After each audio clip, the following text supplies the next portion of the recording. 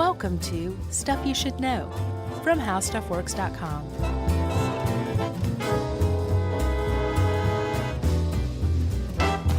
Hey, and welcome to the podcast. I'm Josh Clark, and there's Charles W. Chuck Bryant, and there's Jerry Rowland. Back together again at last. Just like last week. Yeah, I was about to say. What are you talking about? You know what I'm talking about, Willis. What you talking about? Oh, that was a pretty good one. Subtle, understated. So, Chuck, how you feeling today? I'm kind of tired of this weather. Yeah, it's pretty nasty, huh? Yeah, I mean, it's almost April in Atlanta, and it's still cold at night. It's and during the day, for that matter. It usually, like, the way that Atlanta is, for those who don't know, it'll be cold, like really cold, down in the freezing. Sometimes it'll snow, and then it'll start to warm up. And then at the end of February, boom, one more snow out of nowhere, and then spring. That's not how it's going this time. No. It's been like real gloomy and dismal, huh? Yeah, I got the sads. It's okay. It'll clear up soon enough. Easter's on its way. Peter Rabbit's going to bring us some sunshine in springtime. Good. And poison eggs. Poison eggs? No, you're thinking of Halloween candy. Oh, right. So today, Chuck, we're not talking about Halloween or Easter or even the weather. We're talking about something that has become kind of a international, global issue, rightfully so, in like the best way possible. Because in this case, the international community, the global community has kind of come together to try to alleviate a really overlooked problem, literally and figuratively overlooked problem, landmines. Yeah, and has been, this isn't like a brand new effort. No. But it's a little daunting, to say the least, and depressing. It is. There's something like, there's all these really, like you say, depressing statistics all over the place when you look into landmines. Fortunately, although they are daunting, they're not so daunting that people are just like, forget it, we're not even going to do this. Right. But I saw something like it would take 1,100 years at the current pace of progress to remove all the landmines on Earth right now that are buried on Earth, if not another single one is laid. Yeah, well, part of the problem, though, was the number they're laying landmines 25 times faster. Yes. Than we're gathering up old landmines. Yes. Yeah, that's the issue. Yeah, it's something one of like many. I saw between 2.5 million and 5 million landmines are laid every year, new ones. And more than 100 million in over 70 countries around the world. Yeah, that's a lot. In places where there's no war or conflict going on any longer. That's the big problem with landmines. Well, there's a couple problems. One, they're indiscriminate. They don't recognize whether you're a civilian or a soldier. Yeah. They stick around long after the conflict is over, and they still manage to kill and maim thousands of people every year around the world. And apparently it's on an upswing thanks to the conflicts in Yemen and Syria and some of the work of ISIS as well. Just so depressing. It really is. There's nothing that really more that like kind of embodies like just the mute killing, maiming aspect of war than a landmine. It's just a dumb lump of explosive that you step on and it blows you up. You know what I mean? Yeah, and especially the years later effect, which is maybe there hasn't been war for 2 decades, and a little kid can still come along and say, oh, what's this thing? And then they don't have legs. Yeah, and the kids thing is real. So apparently landmines disproportionately kill civilians way more than soldiers because of their ability to be left over after a war. And the most recent statistics from 2016, the majority of the civilians killed were children. Yeah. I was talking to Yumi about it. She grew up on Okinawa, and there's a lot of World War II unexploded ordnance around there. And she was telling me that they used to watch like educational films saying like, if you see something metal in the woods, stay away, go tell an adult. Yeah, I'm sure. That was like the movies they were taught, you know? Oh, I'm sure. Yeah, when you're raised in an area where, and we're talking about landmines specifically, but in a lot of cases, they're just unexploded bombs and things like that too. Yeah, I know, like, they find something like 100 tons of it in Belgium alone every year. Yeah. Most of it from World War I still. Wow. So, but we are talking specifically about landmines, which seem to kind of bear the focus of the international efforts to get rid of them, because they are probably the biggest problem of unexploded ordnance today. Yeah. Well, should we go back in time here and talk about the history? Yeah, I think so. Yeah, this one was interesting because I don't think a lot of people, when they hear about landmines, know that they started legit started during the American Civil War. No, I thought World War II at the earliest. Yeah, so in the American Civil War, they were called torpedoes or subterra shells. There was a man, a North Carolinian named Gabriel Rains, who initially fought for the Union, but then said, wait a minute, I'm from North Carolina. I'm not actually sure how that switch happened. He's like, North Carolina's with the South? Ay, ay, ay. But he was the first person to sort of play around with these and eventually get a patent called the Rains patent on what essentially was a very sort of early, crude, but effective landmine. Yeah, and so this is at a time when, like, pitched battles are still the norm. Sure. Where, like, your infantry meets my infantry in a field, and, like, you do a bunch of shooting, and then we do a bunch of shooting, and then there's advancement and retreats and cannons and stuff like that. Well, is it our turn to shoot or their turn? I forgot. I mean, pretty much, right? And there's people, like, picnicking, watching the battle. Like, that's how staged they were. Yeah. And the Confederacy didn't necessarily play by those rules. They did in many battles, for sure. But they also definitely had a guerrilla facet to them as well. And this definitely screams guerrilla warfare, because the Union Army was taken totally off guard by the early landmines that they encountered. Yeah, and it was not something that was readily accepted into warfare. The generals were, everyone was scared, first of all. Once they got wind of what these things were, they were all of a sudden like, what? Like, we're literally just walking through the woods and now we can just die? Right. With no enemy nearby? And apparently, Gabriel Rains himself was one of the first to lay a bunch of these from the road to Richmond after the defeat of a battle, and that's when they the Union Army first encountered these things. Well, yeah. So not only were they scared, but then the hierarchy, the generals, were pretty ticked off. They were like, "This is," one of the quotes is, "The rebels have been guilty of the most murderous and barbarous conduct." So they were not welcomed into warfare. They thought it was sort of a cheap trick and a dirty, rotten thing to do. Yeah. And like you said, it scared the troops. It upset the generals. And these were not just like landmines like we think of them now. They were like booby trapped. Like they'd put them in flour sacks. So when you reached into a flour sack, boom, that blew up. Yeah. They'd put them around, like if the Confederates abandoned like an outpost, they would put them around the well, around the water, like places they knew the Union troops were going to go. And you could either set them off by stepping on them like a modern landmine, or they would attach things like tools to them with like a string. So you would bend down and pick up the tool and set off this landmine that was buried nearby.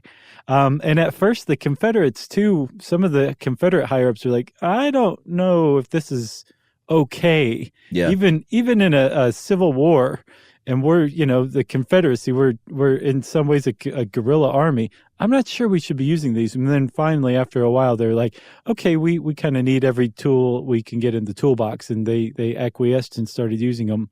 And they spread them all over the South, apparently. Yeah, and they don't have any figures on the soldiers that were killed, but they do know that total between the Union and the Confederates, 35, well, actually, that's not true. 35 Union ships went down, 1 Confederate ship went down. Which I'm taking was an accident? I don't know. Maybe. Either. Yeah. But remarkably, it says here in this article you sent that they found them, they were still finding them in the 1960s in Alabama. Yeah. Which makes you wonder, like, how many are there still out there, like in around Atlanta, I don't know. I mean, surely none, right? Well, you would hope also that after this time, the explosives would have decayed enough after being exposed to the weather for this long. One of the articles that we used said that that landmines, modern landmines, have a useful life of over 50 years.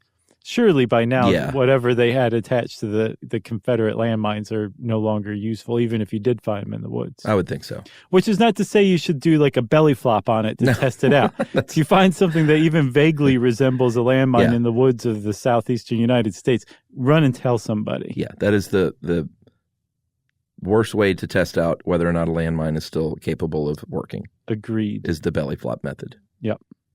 So the Civil War is where they got their start. And they came into use pretty quickly after they were invented. But it was World War I and then really World War II where they really came into focus. And our article from How Stuff Works says that the landmines for World War I and II were invented to prevent people from picking up the landmines that were originally invented to blow up tanks. Yeah, I mean, they realized that there were a few uses. They could either lay a minefield to keep a group of troops and or tanks from going to a certain place. Mm-hmm. Sometimes it was to reroute a group of people and tanks to a different area because they're like, oh, well, we know that's a minefield, so we got to go this way, right? Which might play right into the plans of the opposition. And then sometimes it's just to slow everybody down until they can get reinforcements. Right. So, I mean, there is a use for this besides just blowing somebody up. There's a larger strategic use for them, which I hadn't really thought about. I always thought it was just, a nasty way of blowing somebody up by chance, But it really does send a message, too, which is don't keep going straight.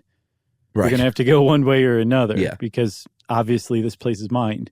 And really there's only one way to find out whether a place is mined too, especially during warfare. Like it's not like the enemy posts a sign that says, we've mined this field, suckers. Yeah. Like you find out because one of them goes off either on a tank or one of your soldiers, Well, yeah, and if one of them goes off, it's there. I don't think they were using like random rogue landmines. It was more likely a minefield.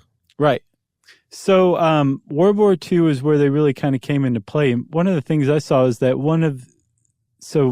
I guess by the numbers, the most mined place in the world as far as countries go is Egypt. Oh, really? I was like, what? I mean, by a long shot. Egypt has something like, I think 23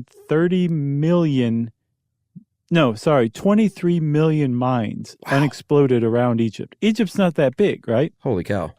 I think they have like 60 per square kilometer, square mile, something like that. So they've got 23 million mines. And I was like, why Egypt? And it was the Nazis during the North African theater fighting in World War II. The Nazis mined all over around there, but apparently Egypt got the brunt of it, and there's still 23 million unexploded mines, they estimate, in Egypt from World War II. Should we take a break? Yeah, let's. All right, we'll take a break, and we'll come back, and we'll talk about the two main types of landmines that we're going to cover today, right after this.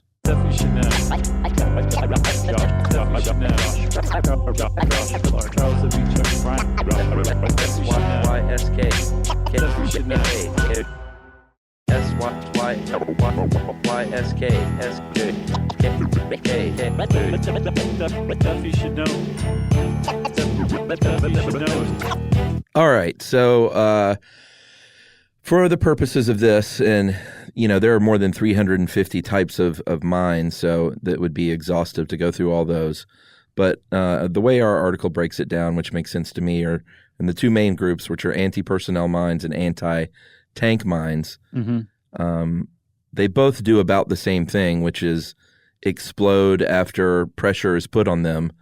But in the cases of a tank, of course, they're going to be bigger with more boom and require more weight in order to make it go boom. Right. More pressure. Yeah. So the anti-personnel mines, those are much lighter, much smaller, much cheaper, and I think found in much greater abundance around the world. For sure. There's one that this article covers called the M14 blast mine, and we should say there's actually a few different types of mines, especially as far as anti-personnel mines go, right? Yeah. So there's the standard blast mine, which is you step on it, it goes boom, and bad things happen to you as a result. There's the bounding mine or bouncing mine. Basically, it means the same thing, where you step on the mine, a fuse is lit that ignites a propeller charge, which shoots the mine upward from under the ground, just barely covered over by the ground, up to about chest or head height, which then the mine explodes. Yeah. So it's designed to do even worse damage. Yeah, those are called bouncing betties or German S mines, either for spring or shrapnel. And those, I think I've seen those in movies before. That stuff is just nuts, man. You step on something and all of a sudden it bounces up in the air to about your chest. And makes a horrible whizzing sound, too, if I remember correctly. Yeah. I mean, talk about like just sheer intimidation factor, too. Sure. And so the bouncing mine or the bounding mine is meant clearly to kill. The blast mine is meant to maim. It may not kill you, although you could die of like your injuries later on, say from like an infection or something like that. Or you could bleed out if it got enough of your femoral artery. You would be in big trouble there. But it's designed mainly just to maim you, take you out of commission, whereas a bounding mine is meant to blow you up and kill you. Then there's a fragmentation mine. That's the third type of anti-personnel mine. And for those of you out here, you can't see me and Chuck, but our fingers are kind of like digging into the tabletop right now. It's all unnerving. This is just so grim and gruesome, you know? It's not, we're not even talking about shooting somebody. It's talking about these things designed to blow somebody up or blow their leg off, you know? Yeah, and I think what's most disconcerting about like a minefield of blast mines is the purpose to lay a minefield of blast mines is to almost certainly reroute somebody or to keep somebody from going somewhere. So it's not like they're saying, we're going to put down 300 mines here because we want to blow off 300 feet of soldiers. They just have to scatter them so a couple of people get their feet blown off and they go, holy cow, we're in a minefield. We got to go a different direction. Right. But the residual effect is there's still 298 of those things out there. Mm-hmm. You know, it's like a numbers game. So it's like the lowest common denominator of strategy almost. Yeah. Yeah, but it's effective, which is why they keep using them. Yeah. And I think also, like, if the army that was retreating, laying those mines in their wake, if they got 300 feet blown off, they'd be fine with that. Even though that, like you say, that's not the ultimate aim of it. It's to redirect people or to stall them until reinforcements can come for you. Well, yeah, and you don't keep going. Like after it happens a couple of times, or maybe even once, you don't think, well, let's just press on and see what happens. Right. Maybe that was a fluke. Maybe that was a geothermal spring. Right. And you talked about someone's foot being blown off. Supposedly the nickname for the M14 blast mine, which we'll talk about in a second, those are called toe poppers, which kind of undersells it to me, I think. Yeah. So the last type of anti-personnel mine is a fragmentation mine. And that's meant to get a bunch of guys all at once, all around you. And it may not take off their leg. It may not kill anybody, but it's certainly going to slow down several soldiers at once, because these blow up and they shoot fragments everywhere. Yeah, like a pretty long way. Right. So the Claymore mine is an example of a fragmentation grenade or a fragmentation mine. And then so too are cluster mines, which kind of fall into a different category because they're dropped out of bombs, typically dropped from aircraft. They fall out of cylinders, hundreds of them. And then when they hit the ground, they blow up and shoot hundreds of fragments. So each of those hundreds of small mines shoots out hundreds of fragments. The reason they become de facto landmines is because not all of them blow up. And so they can be found later and then blow up when they're being handled by a kid or a curious civilian or something. Play more with Claymore. Remember that from The Simpsons? No.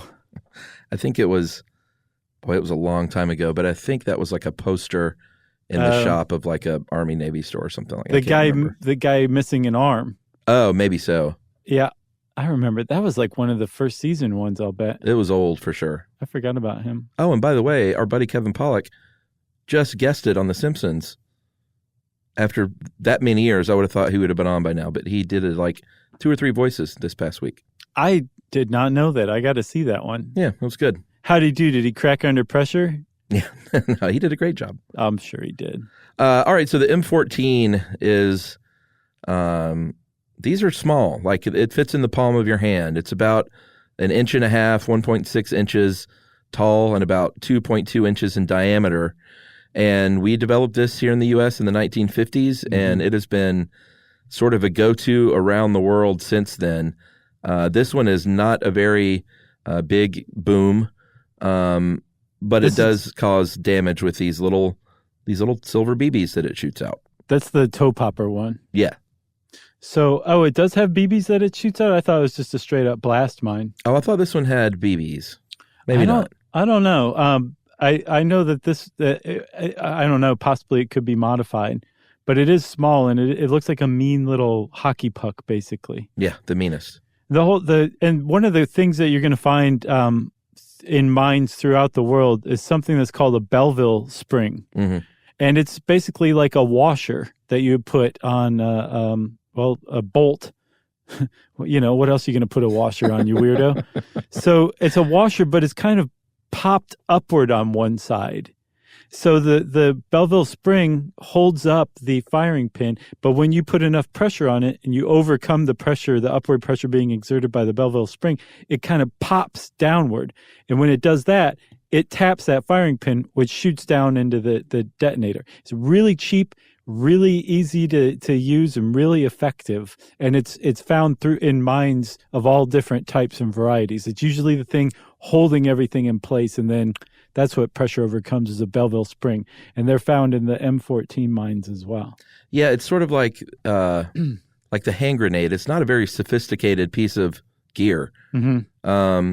It's very kind of rudimentary, and on all of them, there's some sort of safety clip, just like a grenade. You remove the clip, and usually there's some sort of switch that either says, it doesn't say this, but basically it says either boom or no boom, and you switch it to boom and set it down and walk away. Yeah. Backwards, I assume. Yeah, slowly.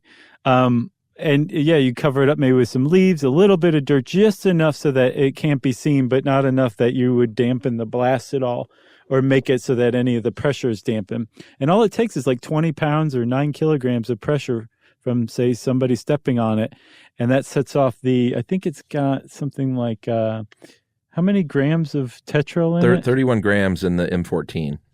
So that's not very much, but it's enough that you will, say, lose your foot, or if you're stepping directly on it, you may lose part of your leg, and not necessarily right then, but you may have to have it amputated later on, which makes it even nastier. I understand the point of this. It's like there's one soldier who's not fighting anymore. He's over there sapping the healthcare resources of the medical corps.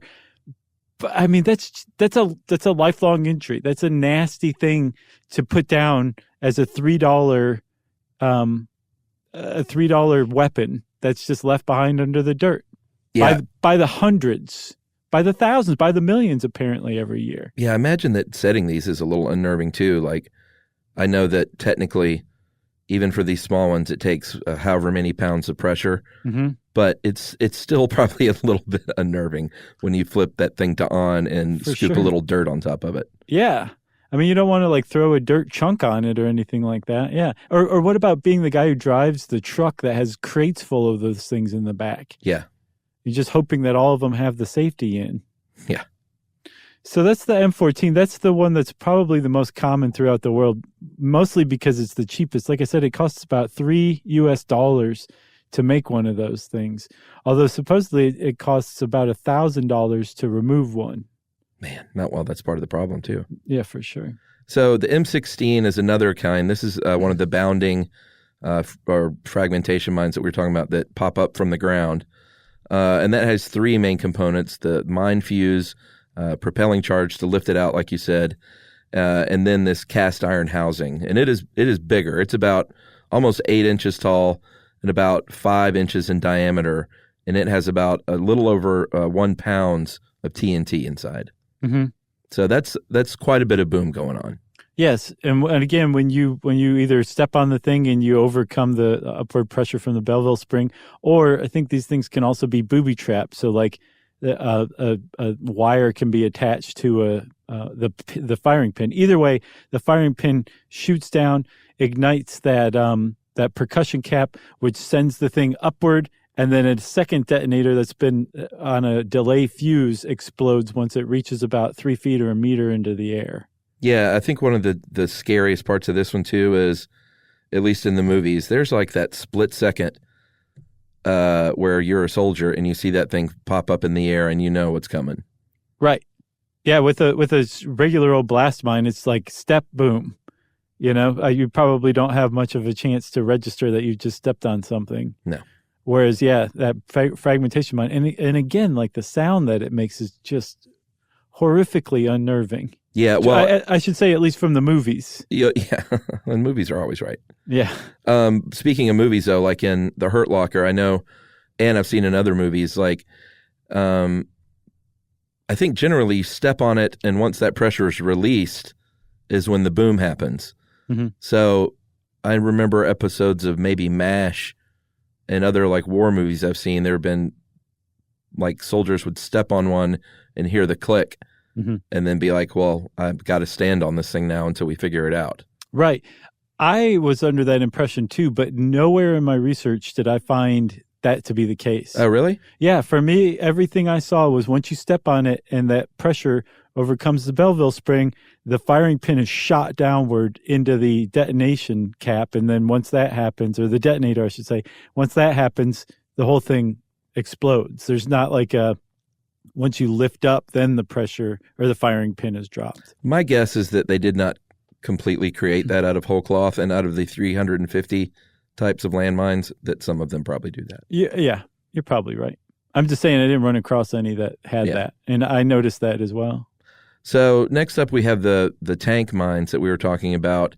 With the arrival of tanks, basically, is when we started getting these anti-tank mines. And they're much, much larger, and they require at least like 300 plus pounds of pressure. So unless you're a big boy soldier, then you're not going to detonate them by stepping on them. It's still probably, again, I don't think you would give that a try and say, I only weigh 275. Let me see what happens. Yeah. But those are built to disable a tank. Sometimes they can have so much boom that it can kill people around it, but generally it's to blow the tracks off of the tank. Right. And and so once the tank is disabled, that's a that's big a win. That's a big win. So again, they started making those, from what I can understand, as far as World War I goes. They made those first, and then they made the anti-personnel ones to keep people from just going up and picking up the mines and removing them. Yeah, so like they'll surround an anti-tank mine with several anti-personnel mines. Right. And you said it has a big boom to it. This thing is it has 22, almost 23 pounds, which is over 10 kilograms of composition B. Yeah. Which is TNT and RDX. Yeah, that's a lot of boom. It is a lot of boom. And if you have ever seen anybody removing an anti-tank mine, you get the impression that, yes, it would tear a tank up pretty well. Yeah. And you want to take another break and then come back and talk about removing some of these things? Yeah, let's do it. Okay. Stuff you should know.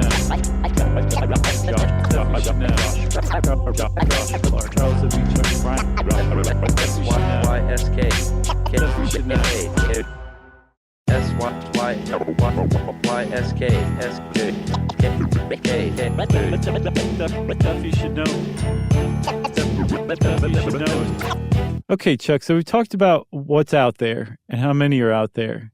There are people who are dedicated to removing these things. Yes. As a matter of fact, a group formed an international landmine ban treaty, to basically outlaw those things. And there's 164 countries that have signed it. Most of those, I think 163, have ratified it. And it basically says that we are not going to produce, stockpile, or transfer any mines any longer, landmines of any kind any longer. And we're also going to work toward removing old mines and getting rid of them, and then financially and medically assisting the survivors or victims of landmines, casualties of landmines, specifically, I think, civilians who have undergone, who've been blown up by a landmine. And I think they formed in like 1995, and within 2 years, they won the Nobel Prize. Yeah, this is an interesting one because the U.S. and Cuba are one of the only two Western countries that have not signed on to this. Mm-hmm. However, the U.S. is also probably the leading country in the world at pouring money into landmine eradication and support. And for their money, they say, listen, this is what they say at least. They say the only reason that we're not signing on to this is because of the demilitarized zone between North Korea and South Korea. We need that line of defense so North Korea cannot march in there and attack our ally in South Korea. I don't know whether to believe that. I know the Obama administration came close to signing on, but he never did. Mm-hmm. It's virtually guaranteed that the Trump administration won't sign on. There's like a 0% chance of that happening. But the more and more nuclear capable North Korea gets, the less and less reason that you're going to have those landmines scattered throughout the DMZ there. Right. So I don't know whether to buy that or not, but they say that that's the reason. And to their credit, they do spend more money and time and efforts trying to clear the world of landmines than any other country, I think. Yeah. They're definitely a leader in reality, but they're still criticized, or the U.S. is still criticized for not having signed on to this treaty. Sure. Because there's a lot of other states that may actually follow suit if the United States did. Yeah. They're in the company of Iran, Israel, Azerbaijan, a lot of Russia. Russia, a lot of former Soviet satellite states, China, some pretty big players in as far as global militaries go, right? Or militaries around the world go. Yeah. So if the United States did that, it would exert some pressure on some of the other ones. But like you said, the Trump administration is not huge on international treaties. And I think it was the New York Times editorial board that said there's a 0% chance of us signing it, right? Yeah. But we are still one of the leaders in actually removing mines. The United States military's stockpile is pretty small. I think it's around 3 million right now. And as far as I know, we're not deploying anymore. And we really haven't since, I think, 2003 in Iraq, when we invaded Iraq. That was the last time we laid landmines as far as the U.S. goes, right? Yeah, and 3 million sounds like a lot, and it is. But compared to like a Russia, which has like between 20 and 30 million, it's not as many. So one thing that like I thought that was pretty odd too. I was like, the DMZ, that's why we're not signing on to this landmine treaty? That's weird. And then I started looking up cluster bombs. And there's another treaty, kind of like a corollary treaty to the International Landmine Treaty, to ban cluster bombs as well. And that has it's much newer, but it has, I think, a pretty decent amount, like 120 countries already signed on to it. But with cluster bombs, I was looking up the Pentagon's reasoning for not signing on to this treaty. So back in, I think, 2008, the Bush administration said the U.S. will sign this cluster bomb ban treaty if we have not developed cluster bombs that have a failure rate of 1% or less, meaning only 1 out of every 100 of those little bomblets that comes out of the cluster bomb cylinder doesn't explode upon contact, right? And apparently just within the last few days, the Pentagon said, well, the deadline's 2019.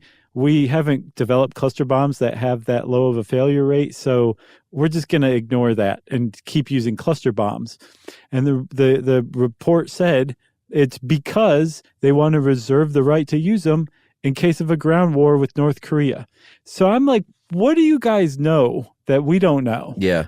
Like, is it really that imminent, a ground war with Korea, that we need to reserve the right to use cluster bombs and landmines still? That, like, are we that close to the knife's edge? And if so, then the whole nuclear thing makes me even more nervous than it did before. Yeah. It should all make you nervous. It does. So I'll tell you one thing that makes everybody nervous, Chuck, and that's being out in a minefield removing landmines.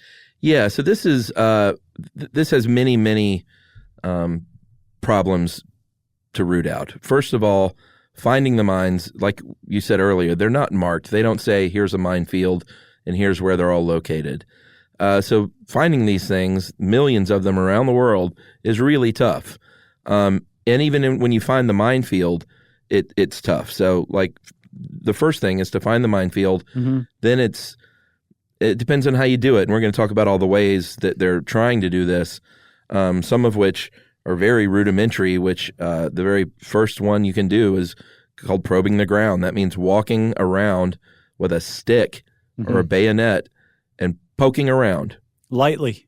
Very lightly. Oh, so lightly. Yeah, I get the feeling that this is, I'm sure it's still done in some parts of the world, but it's certainly not one of the more advanced operations any longer. I get the impression that that's what soldiers do when they're like, nope, we can't go around. We have to keep going straight. Probably so. That's what, because they use sticks or bayonets typically, and they're trained to kind of do it very, very lightly. So I think that's who does that. All right. So you've also got trained dogs. This is horrifying when you think about a dog getting blown up. But they are trained to sniff out these explosive vapors and the bomb ingredients. I also saw rats have been trained by a company called Apopo. Oh, yeah, rats and bees. Oh, I didn't see bees. That makes sense, though. Yeah, bees are trained, and that was one of the things you sent over to me. The bees were? How did I miss that? I don't know, because you're all about bees. Yeah, I love bees. Yeah, the bees apparently, it said the hard part is not training them to find these things, but tracking them once you release the honeybees. That makes sense. So they're trained with sugar-coated TNT, and then, of course, they can find that's how they find the TNT, but it has no sugar on it. Right.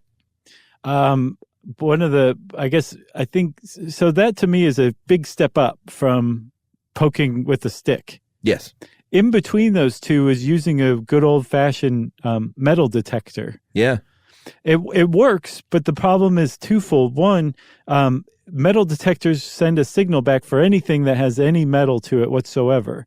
So you get a hit, and you are very gingerly searching the area to see if there is a mine there. Nope, it's an old Roman coin, or it's an old butterfly top to a Miller beer can. It's anything metal, right? So that's one part of the problem. And then the second part of the problem is that you actually may miss metal, because some types of the 350 different varieties of mines use very little metal. Some of them are almost entirely plastics. Yeah. So not only are you picking up stuff that's not a landmine and then wasting time seeing if it is a landmine, you're actually potentially missing landmines as well. Yeah, so that's a problem. Because that was my first thought, is I remember when I was a kid, my dad was all over that metal detector on the beach. Oh, yeah. So just get a lot of my dads out there, or dudes like my dad, and just tell them to go wild. Yeah, they can coordinate over CB while they're driving their Jeeps out to the minefield. They totally would. Some more promising, newer technology, specifically being developed at Ohio State University, and I think they're actually using this now, is called GPR, or ground penetrating radar. This uses magic leprechauns inside a machine who exert no pressure to tell you where these things are underground. Yeah, it's pretty sweet. It's like a metal detector, ground penetrating radar combo. So the ground penetrating radar can show you if it's an anomaly, but then the radar also interacts with explosives and the electrical properties unique to explosives. So it can actually tell you there's something weird down there, and the amazing Kreskin here thinks that it's TNT. Yeah, and this is crazy. Once they find these landmines with the GPR device, it shoots chemical agents, 2 of them, into the ground that actually solidifies the triggering mechanism at first, along with the soil, and then a second chemical agent that solidifies all of the mine in the soil so they can just be scooped up. Right. Well, I don't understand that. What is it? I don't know. I don't know. Is it cement? I don't know if it was proprietary or what, but I couldn't find what those chemical agents were, but they sound pretty awesome. Yeah. And not something you want to get on your hands. No. No, wash hands, flush eyes. So that's actually, that's like you said, that's in use. That's a huge innovation because it shows you, you get like the hits that you get from a metal detector, but you also don't get the misses. And then it also shows you if something is roughly the size or shape of a landmine. So you don't waste time digging up old butterfly bottle caps, right? Yeah. I like it. That's my favorite. And it came from The Ohio State University. This article gets it wrong. It calls it scientists at Ohio State University. The shame. Yeah. My favorite are these big heavy machines. So if you, and I didn't ever think I was a kid who liked, I never played with like Tonka trucks and stuff much. Mm-hmm. I was obviously, we talked about the Evel Knievel and stuff like that and model cars. Yeah. But, for some reason, as an adult, heavy machinery really turns my crank. So go look up on your Google Images the Panther and the Aardvark tank or mine removal machines, and just delight in these huge things that are part Bobcat, part Humvee, and they're just so rudimentary. Like literally, one of them. The Aardvark has these, it has like a spinning thing that sits out in front of it that just spins chains and like whips the ground with big metal chains. Mm-hmm. I mean, it's so brain dead and rudimentary that said, let's just get a big heavy thing out there that smashes the ground with chains. And the point is to just set off a landmine that encounters, right? So it's like, and the Aardvark just takes it. It huge anti-tank mines just blowing up right underneath these chains that are whipping up the ground, the front part of the Aardvark. And I saw a video of a guy in one who I guess hit a mine, and they show him in the cab, and he barely is jostled by the explosion, this huge explosion that they show like 80 times because it's, I think, on the military channel or something like that. And it's like, why don't you just make everything out of whatever you're making the Aardvark out of? Why isn't the tank made of that? It's that same joke as like, why don't you make the whole plane out of the black box if the black box is the one thing that's always found? But it's true. And I'm sure, I think with MRAPs, like mine, I can't remember what that stands for, but you remember the IEDs that were killing so many American soldiers at the beginning of the Iraq War. And then they figured out a way to armor plate Humvees so that they were kind of impervious to IEDs. Yeah. I think it's basically the same technology on the Aardvark. Yeah, so that one, like you said, has a dude in it. Then there's the Panther, and that is a 60-ton remote-controlled thing. So this has somebody on the side with a joystick operating this thing through a minefield. This has big metal rollers to set off the mines. And then there are regular tanks that you can sort of retrofit with a plow that sort of plows along and gently pushes these mines out of the dirt in the path. Then someone can come along and, I guess, collect them in a pink basket. Yeah, no, there's another machine called a berm processing assembly that just goes down through these mounds of dirt that have mines in them and shakes the mines out of the dirt and sets them off to the side so they're exposed so they can be picked up and detonated. We mentioned bees and rats and dogs.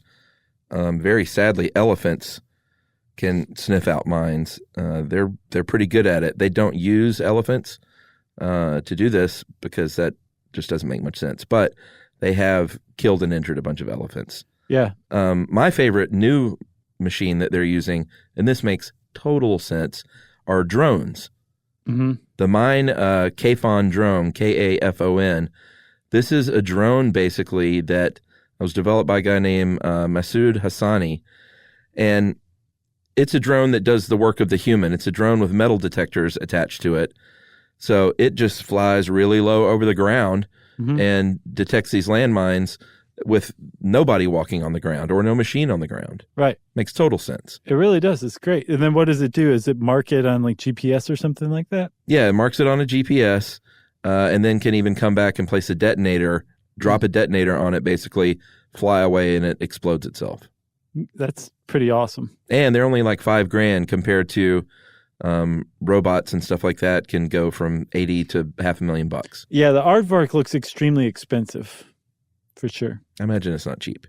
So we talked about the international ban treaty, the campaign to ban landmines that won the Nobel Prize in 1997.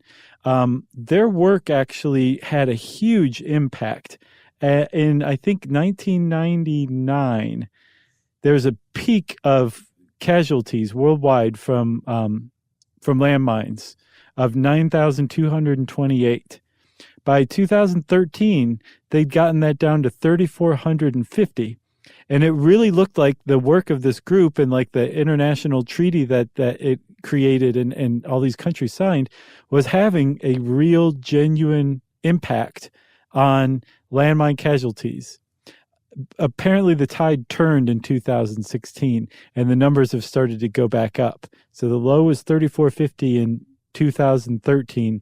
In 2016, it was up to 8,605, which has got to be really demoralizing.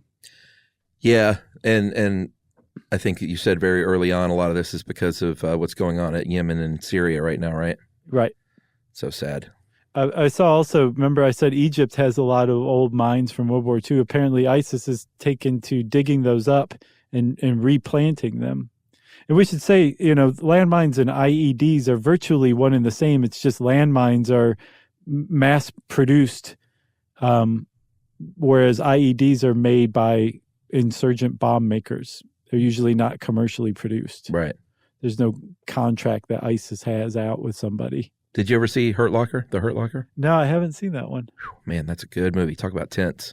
Oh, I can imagine. I mean, that's what they do, right? They go and remove mines, right? Or bombs or IEDs? Any IEDs, bombs, anything like any unexploded thing. Jeremy Renner's in it, and these, it's just amazing. Like they just wear these like big heavy suits, basically, like anti-blast suits, and then work very carefully and slowly. Yeah. One other thing, Chuck. Yes. Princess Diana. Yeah, we have to mention her. I mean, probably her most important work she did as princess was in the final years of her life, working to try and raise awareness to eradicate landmines around the world. Mm-hmm. Just amazing stuff. And she took a lot of heat sometimes from within her own country. Yeah. Sometimes they thought she was just not being super helpful. Some people would bag on her for just doing like photo ops and stuff like that. But by all accounts, she did what she could. She had a lot of things that happened off the cameras. She would go and visit these hospitals where these children were affected, and it was a humanitarian effort to really kind of shine a light and raise awareness more than like, hey, I can create policy. Right. As the princess. She knew she couldn't do that. Right. But she did a lot of great work to raise awareness. And when she died, it was a very sad day. And obviously for many reasons, but Nobel Prize winner Jody Williams said the death of Princess Diana meant that the anti-landmine activists lost their most visible advocate. So that was very sad. She did great work. Yeah, I mean, it takes a certain kind of person to say, well, the global spotlight is on me right now. I'm going to walk over here to this underserved population of people who are being blown up by leftover landmines that people don't really know about, and now the spotlight's on them. Yeah. That says quite a bit about somebody to do that. Pretty amazing. So you got anything else? I got nothing else. If you want to know more about landmines, you can type those words in the search bar at howstuffworks.com. And since I said landmine, it's time for listener mail.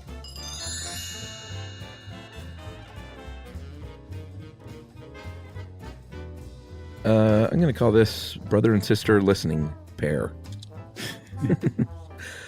I was never a good headline writer on newspaper staff, by the way. It's tough. Hey guys, finally feel like I have something to write about. My brother introduced me to your show over Christmas just this year, and I've been slowly working my way through. From D.B. Cooper to Axe Murders to Winchester Mystery House to Jellyfish. I've loved them all. So first of all, thanks to my brother Michael, who lives in Savannah, for the introduction. He actually plays a role in why I'm writing. I just finished listening to the Vampire Panics episode, and at the beginning you talked about coming upon dead bodies. Well, growing up, a dead body was discovered in the ravine behind our neighbor's house, and they had to pull it up the hill, so my brother and I got out our spy gear and took pictures of the policemen and paramedics pulling up the dead body and carrying it away.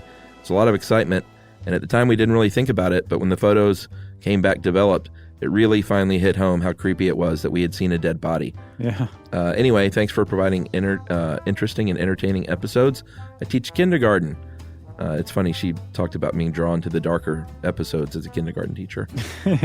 She says sometimes you just need a break from boogers and Paw Patrol and hear grown-ups talk about cool and interesting stuff. And that is from Melissa. She's going to be at our DC show, and Michael in Savannah is upset because he can't go. Yeah, well, he should fly up to D.C. There are such things as airplanes. It's greater chances of that happening than us going to Savannah for a show. And there is always room for boogers, Melissa. Don't be mistaken. There is room for boogers by Josh Clark. Thanks for writing in. Hey to you both. And thanks for listening. And send us those pictures. If you want to get in touch with us, you can tweet to us at Josh Clark and SYSK Podcast. On Facebook at facebook.com/Charles W. Chuck Bryant and /Stuff You Should Know. You can send us an email to stuffpodcast@howstuffworks.com. And as always, hang out with us at our home on the web, stuffyoushouldknow.com.